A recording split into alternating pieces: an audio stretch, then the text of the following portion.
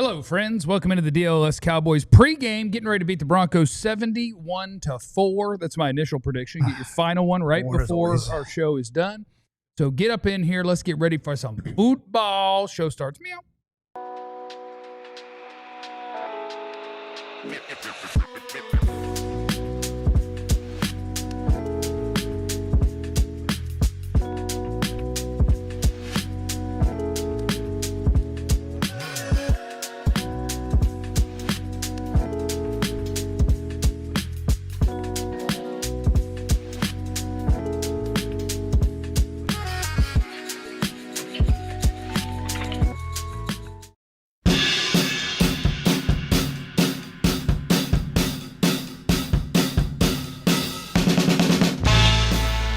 Welcome in, everybody. It is time for the DLLS Cowboys pregame with your DLLS Cowboys podcast friends. It's good to see everybody. Welcome in, getting ready for 71-4 or thereabouts. Type in the number of your favorite player in the chat. We sure would appreciate it. Hit the like button on your way in. How about it? Okay, that'd be nice of you. Let's get this thing going. My name is Jeff. Next to me is former Cowboy wide receiver Jesse Holly. Oh, Jesse Holly went 77 yards. It must be a reality show. And I want to wish my oldest niece, my baby, the firstborn, a very happy 19th birthday. I love you. Uncle Jesse loves you. She's a freshman at North Carolina. I think it's the Aggies. Yeah. I love you, Tink. I love you. I love you. I love you. I love you. I love you. Happy birthday. Happy birthday to my niece. Next to Jesse is the greatest beat writer in the history of the Cowboys. Soon, Mr. Ali Jawad. Prince Ali, handsome as he. I'd like to dedicate my performance on today's show to the actor Cary Elwes. Played the farm boy in The Princess Bride, who became the Dread Pirate Roberts, the main character, Wesley. No, nothing? No. No, best not to worry about. Robin Hood Men in Tights? Okay. Yeah, he was Robin Hood, I believe. Okay. Yeah. All right. Anyway, welcome in, everybody. We'll have Clarence Hill join us live from Denver, live from the Mile High, where I did see him on the internet asking about are edibles legal in Denver. And so we'll see how that hit goes when Clarence joins us. That'll be real nice. He's eating good right now, I'll tell you that. What's it? Oh, Clarence in the press box. He's eating okay. good right He now. sent a picture of a plate of food instead of joining the show today.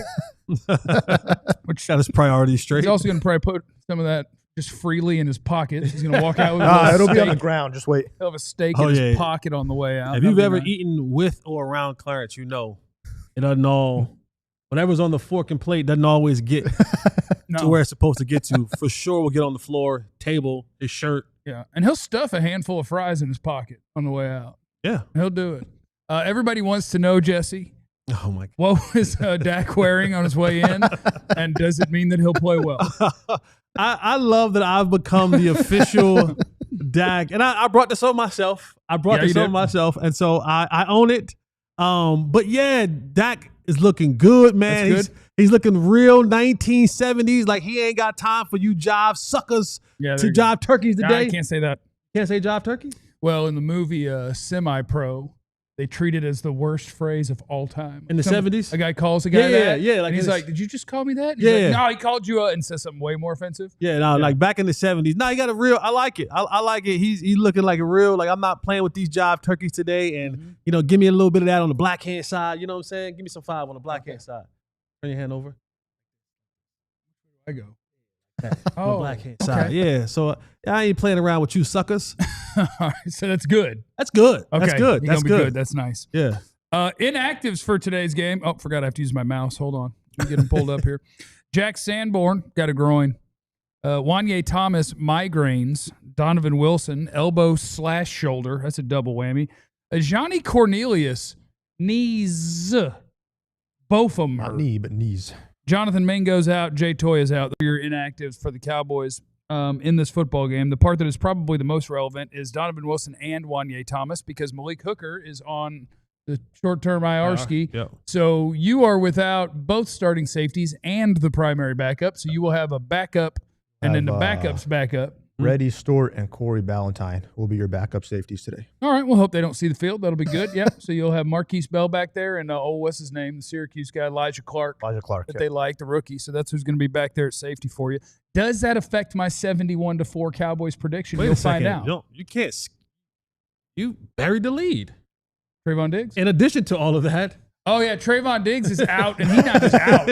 He's out for at least 4 weeks on IR because he had a concussion at the house last week. So if they don't tell us anything, I think you are free to be as recky-specky as you want in the chat. And let me also say this when it comes to Trevon Diggs and his concussion and being on IR. If those of you are wondering if that would negate him being traded, as of 2018, they changed the rules. You can still trade a player on IR. So just because Trevon Diggs is currently on IR for the next 4 weeks, he can still be traded, but when traded, he still has to finish out the IR stint. So he can't be on IR today, gets traded tomorrow, and get active the next day. He still has to go out and do the remainder of the IR stint. But he's more than eligible. Yeah. To be traded. Well, that's good because it's clearly an incredibly severe concussion. This is the second week he's out. He'll need at least 3 more to be recovered so that he can get back out. I can tell you I'll tell you guys off air, but I can tell you how you can get a concussion accidentally at home. Okay. I'll tell you off air. It's an off air conversation, but I can definitely tell you. You can get beat up. Clarence Hill is joining us. He is in the Mile High City. We're going to find out if he tracked down any edibles. But first of all, let's talk about the football game, Clarence. What do you know about Trevon Diggs and how you doing? How you guys doing? We're fine. I went and talked to Jerry Jones just for you guys. I just do this. I work for you guys. Just I went down to the. It's for you, Jesse. Yeah, I know. For you. Thank you. For Thank DLLS, okay? Thank you. When I say you guys, I'm talking about DLLS. Thank you. I'm talking We about appreciate doing it. my job, okay? Appreciate it. Anyway, when I cornered Jerry, in the locker room right before we walked in the locker room earlier, we actually getting ready to put up a story on the Die Hard DLLS, but they don't really know how Diggs got hurt. They just know what Diggs told them. Do they believe what Diggs told them? I don't know, but they don't really know how Diggs got hurt. Okay, there's some people wondering if it was a concussion or not. Some other people, but the bottom line is this: the concussion is not why he's on IR. It's the least of the issues, according to Jerry Jones. The least of things, what's hurt? Him being on IR is the concussion. And he said it's a lot of stuff.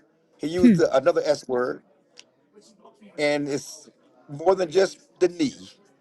I think it's everything that has transpired between the Cowboys and Diggs, dating back to him suffering that knee injury last year. You're talking about the return, not showing up for the offseason program, battling with the ownership about whether he should be docked $800,000 or not, siding with Micah Parsons, criticizing the defensive coordinator. There's a lot of stuff here that is not allowed Diggs to play his best football, and one reason why they put him on IR. The concussion is the least of the things. The least. That's got the headlines, but that's not why he's on IR. Did he tell you we're going to trade for people or what? Talked to Steven. He said, we've talked to everybody. It's funny, and it better be funny. And I talked to a couple of second and third in commands and other people who last week disputed that they talked to the Raiders, and he called it fake news. Another guy texted, so, Jay Glazer's y'all's boy. Are y'all saying it's fake news with Jay Glazer? Yeah, it's fake news. Okay, whatever. Jay Glazer's their boy. Okay, it's one thing when they said it last week. Jay Glazer's their boy. Steven said to me that we call everybody at this time of year, just like every other year, to see who's available and who's not available. We're not necessarily checking down. We're just doing our due diligence as we do every year doing this trade deadline, and we'll see. But just as far as this game is concerned, I think this is a huge game for the Cowboys. It's a huge game for Dak Prescott and his run for MVP. It's a huge Cowboys in their mission if they want to stay in the hunt and make Jerry do something on the trade deadline, beat Denver. You know, everybody said wait till Philadelphia and wait till Kansas City. No, beat Denver. This is a good Denver team. You're on the road. You haven't beat one at Denver since '92. You haven't, beat Denver. You know, in this game, talking to people in Denver, they think their offense is going to go off on this Cowboys defense. And they're looking forward to getting their offense on track. Just like, and obviously we know the Cowboys' offense against their defense is the big thing the Cowboys have to worry about, and it's the focus of this game. You see CD and his icy whites. I don't know if you saw CD coming to the stadium. Got that white silk on. That got his gear on. But if you want to make something of your season, if you want to legitimize the MVP talk, that's Dak looking like If you want to legitimize the MVP talk, if you really want to force Jerry to do something to help this defense, beat Denver. It's a statement game. This is a statement game. All right, thank you, Clarence Hill. You have yourself a great day, sir. Enjoy an edible and enjoy the game. Finish that food. And I would say, in the trash too. I would say last night that it's always interesting that Michael Parsons' dad and mom were hanging out with Cowboy fans. Dad is going to be here. Mom was here hanging out with Cowboy fans, partying with Cowboy fans, and she's flying to the Green Bay game tonight. Because she can do that. She can leave in the morning and go because she got that $47 million. But Dad is here, still hanging out. He's at the game. He's going to be in Vegas. The Parsons family is still hanging out with Cowboy fans. Anybody get you a meal out of that? Anybody fix you a plate? I got a few drinks. Got a few pops. What about yams? Get yams? Yams? Yams. I saw one for Ali. I was scouting for Ali down there. I saw one for Ali. All right, see you, Next Clarence. segment. All right, Next have a great segment. day. We're not going to talk about the things Next that you segment. text us. Those aren't on air, and nobody needs to know what you say to us because it's incredibly offensive. Madium's Prime is in the super chat today. Got one of them bad boys. He said, Jess and Jeff, how hard is it to avoid saying that better be interesting when y'all are on other shows with Broadus, Shannon, Nate, and Kurt? I'll tell you, for me, it's not hard at all because I say it. Yeah, I say it too. I absolutely say it. That bit travels. I say it absolutely. And I tell the people, I'm like, listen, I might blurt it out every now and again. Here's what that means. But if I don't say it out loud, I 1,000% say it in my head all the time. I would encourage anybody who watches our show, the bit by now. If you're new here, if somebody says, it's interesting or, it's funny, you got to hit them with, better be funny. Better be interesting. I would like, especially married men that watch this show, I would like you to record on your phone all day until the wife says something is interesting or funny, and then you hit them with that, and I want to see the reaction. That'll be hilarious. Because I feel like it could be a concussion. An accident at home. Gotta go there. That could be an accident at home. My only question about Trevon Diggs is he worth a 6th or 7th round pick to someone in the NFL? Because that's what I don't know. Because I don't think that the reputation is going to solely exist in Dallas. I think people are going to look at him now and be like, he's been hurt how many times? We don't even know if he's the same player or close to the same player. And y'all hate him for how many reasons? See, Trevon, because he's here, we look at him now as a bad football player. Yeah.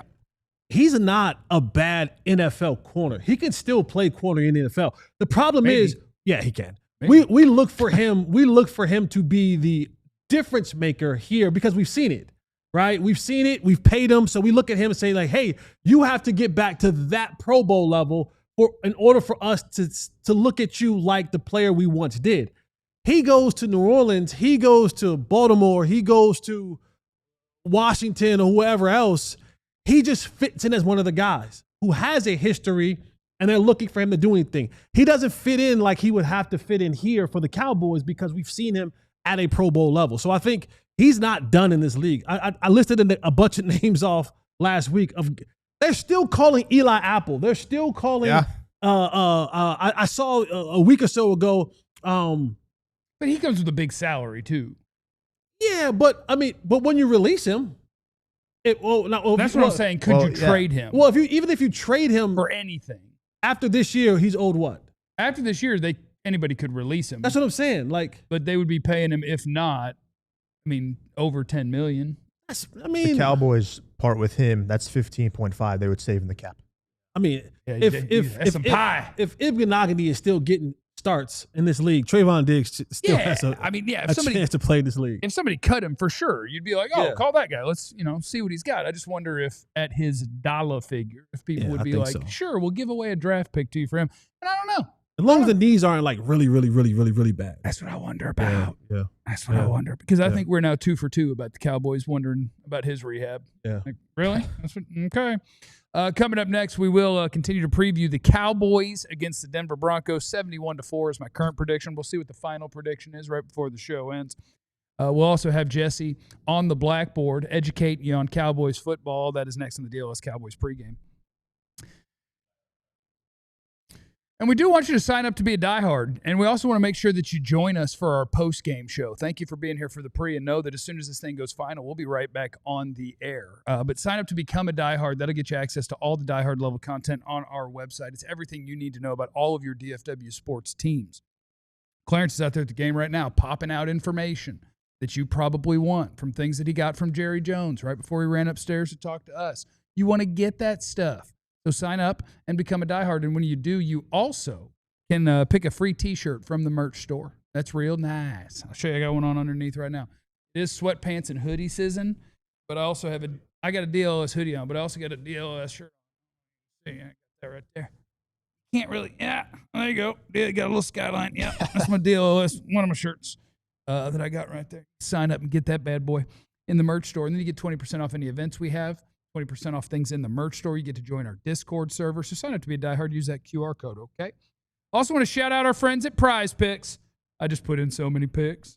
I pretty much put in Prize Picks for every individual game. Like, you can spread it across whatever you want. You could pick something for Victor Wembanyama. Literally, you name it, they have it. Something from a F1 race, and then you could pick a WNBA rebound thing, and then you could go with a CD Lamb. Like, you could pick whatever you want.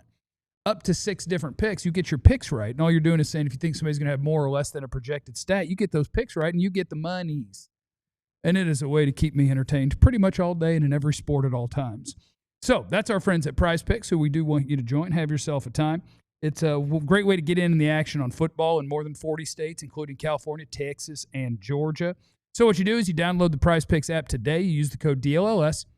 And you're going to get $50 in lineups after you play your first $5 lineup. That's code DLLS. Get you $50 in lineups after you play your first $5 lineup. Prize Picks. It's good to be right. It's the DLS Cowboys podcast, and we do have to hit you with our pregame picks presented by Prize Picks. Let's go. Okay? Got these things. Me, George Pickens, will have more than 85.5 receiving yards. Bank it. Jake Ferguson will have more than 3.5 receptions for at least 11 yards. Javonte will have more than 15.5 rushing attempts, and then your boy gets all the money. Kicker boy, Brandon Aubrey. Hey, that'd be Ali. in this stadium, come on now.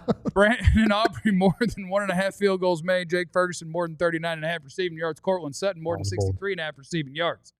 Mystery Man John. Javonte, longest run, less than 13.5 yards. Dak, more than 0.5 interception. Boy, there is some hating going on. And no tutties for Ferg or Mims from Denver. How about that? That's the sort of stuff you can do with our National friends. Tight End Day. We got to be behind Ferg. Well, maybe this is a big Brevin span forward touch. Maybe this is a Schoon breakout day. Oh, God. You don't think that's going to happen? It's possible. All right. I do want to kick it over to our friend who is on the blackboard, and he is going to tell you a little bit about the Cowboys defense today and what you may see, what you may need to see. Jesse Holly, take it away. All right, Jeff, appreciate you, brother. It's the black man on the blackboard, and we go into the game. So what? The black man on the blackboard. But let's get to what we're doing out here. All right, so we had the Cowboys defense last week. You've been begging for, coaches been begging for, players who are injured right now have been begging for the Cowboys to go man to man. Now, I do believe last week the Cowboys went 48% man coverage, right? And I part of that to me was a little bit of, hey, Eberflus, we got to change it up a little bit. And then another portion of that was the Commanders didn't have their full complement of receivers in that game, so it lended a little bit more to possibly going man-to-man. They did it. They did it wonderfully. The Cowboys were able to win the game. They created pressure. They got turnover. They got a pick six. All those good things. Now, you head into this game against the Denver Broncos, who are not short of any of their playmakers. Bo Nix is their quarterback. They have all their complement of weapons on the outside. So, and this may be a little bit controversial or like, Jesse, what are you talking about? Don't do it. But this would be a really good time for the Cowboys to go from their man-to-man coverage back to their zone coverage. Here's why. One, there it is. Trevon Diggs is not playing. Look at that red. None of your starting safeties are playing. You already are without Malik Hooker. You will be out Donovan Wilson. You will be out Wanye Thomas. You have backup safeties, backup corners out there. And so Bo Nix really struggles more so against zone than man. But there is still a way that you can create the pressure that you did last week while running zone cover. So let's go to the board. So what we're going to look at right here is cover 3. This is one of the defenses that Matt Eberflus runs the most when he's running his zone coverage. So this cover 3 look is something that they've run. And I know that a lot of you don't like the fact that cornerbacks play so far off and they're giving up some of these easy throws underneath. But you can still run this and create pressure. And here's how you do it. So you're going up against 11 personnel. And what you have here is that you'll have this cornerback. He will have this third of the field. This cornerback here will end up with this third of the field. Now, here's how you create the pressure up front to get Bo Nix and the Denver Broncos offense off timing, off key, and hopefully create some sacks. So here's where it gets a little bit interesting. So now you'll have this nickel player right here. And in this defense, the nickel has now been your best defensive back in DaRon Bland. So he's one who's experienced, he understands this, and he knows this. And so what you want to be able to do is you want to be able to create pressure off this side where the nickel is at. So you're going to have the nickel come right off this edge right here, come inside.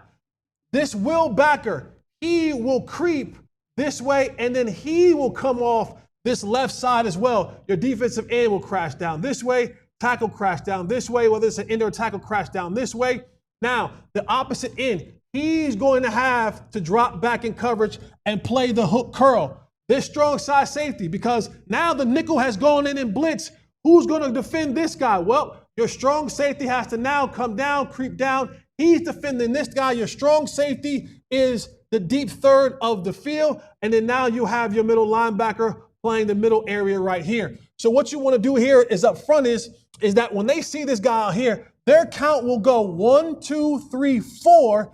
And then the quarterback will ID one of these two players as the Mike. You see it all the time. Quarterback goes 55 to Mike. Whatever he does that, this line says 1, 2, 3, 4, and whoever he IDs is the fifth guy. So if let's just say he IDs the Mike as the fifth guy. Well, all of these guys now are going to move to guard 1, 2, 3, 4, 5. That's who they're going to block with the offensive line, which means the running back has one of these two guys.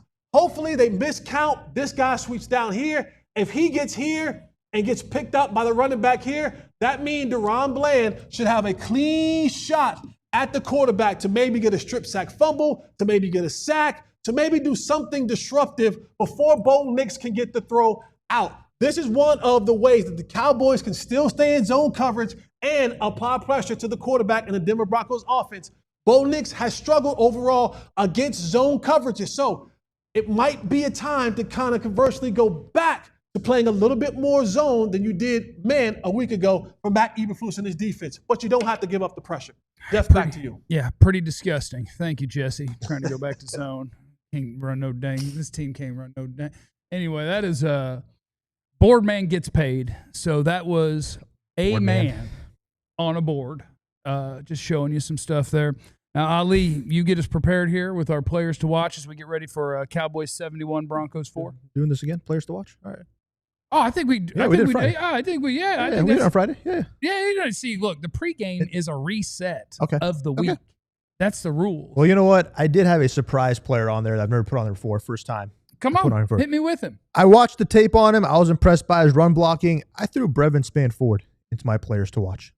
I like what I've seen out of there. I would love to see more Brevin Spanford, especially if it means that Luke Schoonmaker's on the field less. And I don't mean to. I want the Schoon family and friends to know that this is not. I'm not targeting a person. I'm making a football observation. but I'm not sure what he brings when he's on the field because he's not a good blocker, and the athleticism that he showed like at the combine does not translate to a football field, and it didn't at Michigan either. It just looks like a miss. And to your point, Brevin Spann-Ford is a lot of fun when he gets to moving people. And so if he could offer anything as a receiver, I want some more. I want some Brevin Spann-Ford snaps too. And I want Javonte Williams to go for $120 on his old team. That's what I'm looking for. Get this thing to a little bit of smash mouth for the Cowboys, because the one thing you do not want to let the Denver defense get to doing is know that you're passing. If they know that you're passing, which is my favorite thing, I like to pass. I know you do. I like to pass. Every run play that doesn't gain at least 5 yards, I'm like, man, that doesn't matter to you. What a dumb play. But they have to believe that you'll run. Is what we got. That's what I need. I just need them to believe that I might run, so that I don't get 3 really good pass rushers teeing off on my quarterback. And so that'll be my big challenge for the team today. Oh my God, am I going to become an established the run person? You have. Today they really need to. We're working to it. Today, we're working to it. Today the Cowboys must establish that they might run. You've changed. Not actually run, but make them think you might run before you throw a bomb. And Dak talked about it all week long and when he spoke, and then again at the end of the week when he spoke, he said, we have to get and make this game dirty. And to me, that just means that they have to figure out a way to get those dirty runs at least early in this game, so that to your point, Jeff, that the Broncos, in the back of their mind, Van Joseph and the rest of that defense, they're thinking about, man, they're trying to still establish this run. And Javonte, his running style fits the dirty runs. Right. It's physical. It's running behind the pads. It's moving the pile forward. It's, breaking tackles, never just taking what's there, but, forcing your way to go and get more.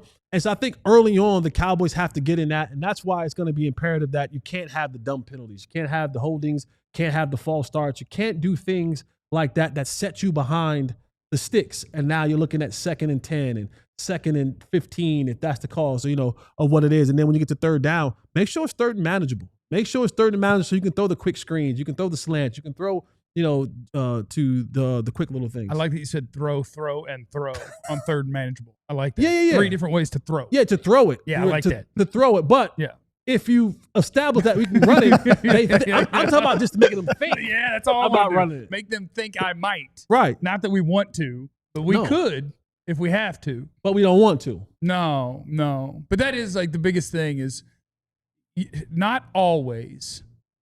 Because sometimes I don't believe, like if a team is asking you to do something with the way that they line up, I think a lot of times you say, okay, I'll take what you're giving us. But at some point you can't let them do that. It just makes you too predictable. If I'm going to do exactly what you show that you want me to do. I can't always, but I do need to be able to. When you got a light box, got to be able to run it. And that's the thing, is that they do a good job with the Broncos defense does a great job with disguising what the box will be. Because Hufanga wants to play near the line of scrimmage. They don't want Hufanga to really be in coverage. Make him cover Cavante Turpin. They don't want Hufanga to truly be in coverage. He's going to play down in that box. But they'll sit back 2 safeties high, and it'll look like, 2 high safeties, light box, let's run it. And then at the snap, here comes hair on fire, Hufanga down into the box. And, he's not afraid to hit. I'm telling you that right now. So, he's not – if Javonte runs into him, he's going to have to keep running into Hufanga because he's going to keep running into you over and over and over again until somebody either breaks or concussion or just breaks. Easy, sir. That's what happens in football. Happen on a football It happens. You keep running the human being at full speed. Kerry Matthews is in the super chat. He said, Poppy the Puppy's got the boys 24-20. Lock that in and take that check to the bank and cash it. I'm going to tell you this, 24 won't be enough. No. It won't be. 24 would not be enough. The Cowboys are without 1, 2, 3, and then the next man up.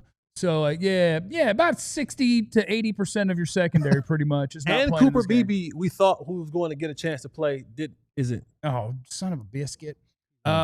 Give me your prediction, Ali. Tell me your prediction for the game, and make it the right one. The Cowboy fans are watching. Make it the right one. Well, it's not. Make it the truthful one. I start with 71-4. I'll give you my final one in a second. It's not 71-4. Jeff just loves using the number 4 every single week for some reason. But I'm going to go 34-31. And what did you call me earlier? The kicker boy? That was a graphic by John. Okay. Appreciate it, John. Yeah. Kicker boy has the kicker himself winning us this game today. I like that. Jesse? Kicker boy. Kicker I love that. Yeah, I agree with what Clarence Hill said, and that's very rare that I agree with what he says. But this is a statement game for the Cowboys. Like, you want to win the MVP, you want to be in that conversation, you got to go on the road and beat teams that people deem equal to or greater than you.